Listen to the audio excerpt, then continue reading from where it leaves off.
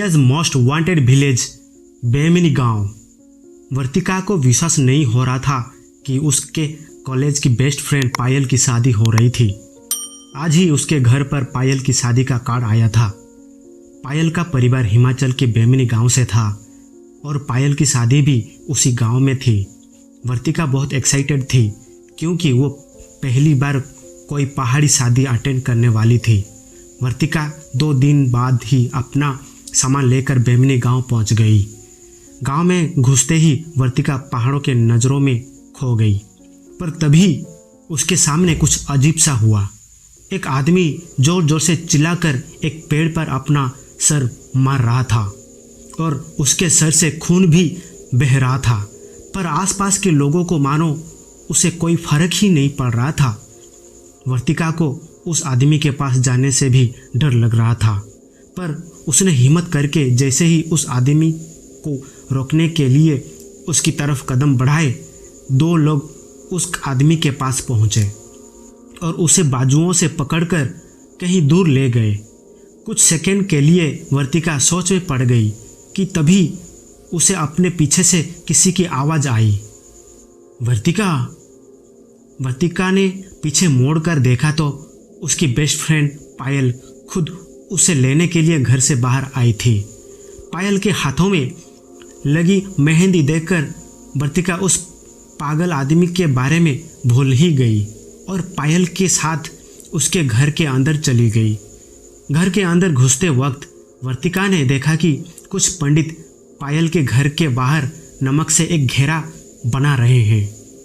मंत्र पढ़ते हुए वो पंडित पूरे घर के आसपास नमक बिछा रहे थे। वर्तिका ने पायल से इसके बारे में पूछा तो पायल ने बताया कि गांव में शादी वाले घरों को ऐसे ही बचाया जाता है। ये सुनकर वर्तिका के मन में और नए सवाल आ गए थे। वो अपने सवाल पूछ पाती कि उससे पहले ही घर की बाकी औरतें उन दोनों को खींचकर तैयार होने के लिए ले गई। कुछ ही घंटों में पायल और वर्तिका भी तैयार हो गई और सभी लोग शादी के लिए निकल गए। मंडप में बैठे दूल्हा दुल्हन और उनके परिवार के लोग शादी की रस्में कर रहे थे। उसी रस्म के बीच पंडित ने पायल को मंडप में जल रही आग में घी डालने को कहा, लेकिन तभी पायल मंडप में बैठे बैठे अचानक से अपने सर को बाईं और दाईं तरफ हिलाने लगी। पंडित के दोबारा कहने पर पायल ने सीधा पूरा घी का डब्बा उठाया और उस आग के अंदर फेंक दिया। आग बहुत ज़्यादा भड़क गई और पंडित का एक हाथ आग से जलने लगा। वर्तिका मंडप के पास ही बैठी थी और ये देखकर उसकी आंखें फटी की फटी रह गई। देखते ही देखते पायल के हाथों का रंग काला पड़ने लगा और वो जोर जोर से अपने हाथों से जमीन पीटने लगी। घूंघट के नीचे उसका चेहरा तो नहीं दिख रहा था, पर उसके काले हाथ देखकर वर्तिका की हालत खराब हो गई थी। पर मंडप में बैठे लोग वहाँ खड़े होकर बस पायल को देख रहे थे। उनमें से कोई भी डरा हुआ नहीं लग रहा था। वर्तिका को ये बात और भी ज़्यादा अजीब लगी। वो जब से बेमिनी गांव में आई थी तब से कुछ ना कुछ अजीब घटे जा रहा था, जो वर्तिका के लिए तो बहुत डरावना था, पर बेमिनी गांव के लोगों के लिए शायद आम बात लग रही थी। तभी वर्तिका को पायल की जोर से चीखने की आवाज़ आई और उसका घूंघट उसके सर से हट गया। घूंघट के नीचे से जो चेहरा दिखा वो पायल का बिल्कुल भी नहीं लग रहा था। उसकी आंखें लाल पड़ी थी, बाल एकदम बिखरे गए थे और उसके दांत नुकीले हो गए थे। वो एक पागल जानवर की तरह आवाज़ निकल रही थी।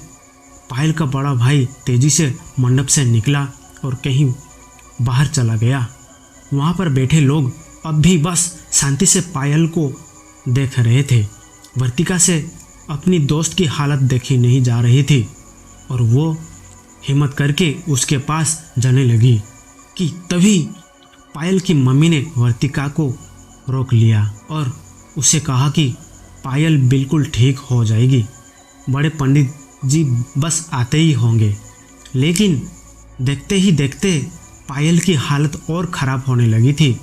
उसने अपने हाथों से अपने ही बालों को खींचना शुरू कर दिया और वो किसी अनजान भाषा में कुछ बड़बड़ाने लगी। वर्तिका की नज़रें पायल से नहीं हट रही थी। पायल का ये रूप देखकर वर्तिका कांप गई थी। उसे ये नहीं समझ आ रहा था कि आखिर कोई भी पायल की मदद क्यों नहीं कर रहा है। उसने जोर लगाकर पायल की मम्मी से खुद को छुड़वाया और पायल के करीब चली गई। वर्तिका ने पायल से बात करने की कोशिश की और पायल थोड़ी शांत हो गई। पायल की शांत होते ही वर्तिका जैसे ही उसके करीब गई, पायल ने दोनों हाथों से वर्तिका के गले को पकड़ लिया और जोर से उसका गला दबाने लगी। उसी समय पीछे से किसी के कुछ मंत्र बोलने की आवाज़ें आई और किसी ने पायल के ऊपर जल छिड़क दिया और पायल बेहोश हो गई। उसी के साथ वर्तिका भी बेहोश हो गई। जब वर्तिका की आँख खुली तो वो एक बेड पर सो रही थी। वो पायल के घर में थी। वो उठकर पूरे घर में देखने लगी, लेकिन पायल घर में थी ही नहीं। उसने पायल को आवाज़ें लगाना शुरू किया, पर उसे वो कहीं नहीं दिखी। तभी पायल की मम्मी वहाँ आ गई और उन्होंने वर्तिका को कुर्सी पर बिठाकर उसे बताया कि कल रात पायल की शादी हो गई और वो अपने ससुराल जा चुकी है। उन्होंने वर्तिका से कहा कि कल रात जो कुछ भी हुआ था वो बेमिनी गांव में होने वाली एक आम घटना थी। उन्होंने बताया कि बेमिनी गांव पर कई सैकड़ों साल पुराना एक श्राप है। यहाँ पर प्रेत आत्माएं लोगों पर काबू पा लेती है। वैसे तो मंडप के बाहर भी सुरक्षा कवच बनाया गया था, पर किसी ने उस कवच को मिटा दिया था। इसलिए पायल पर एक बुरी आत्मा हावी हो गई थी। कि सब कुछ सुनकर वर्तिका को विश्वास नहीं हो रहा था।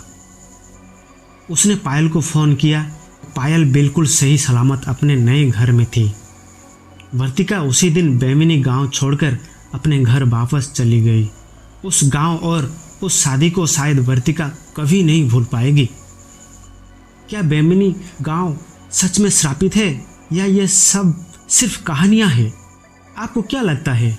हमें कमेंट में ज़रूर बताइए। अगर आपको ये वीडियो अच्छी लगी तो हमारे चैनल बुला स्टोरीज़ को सब्सक्राइब करना बिल्कुल मत भूलना।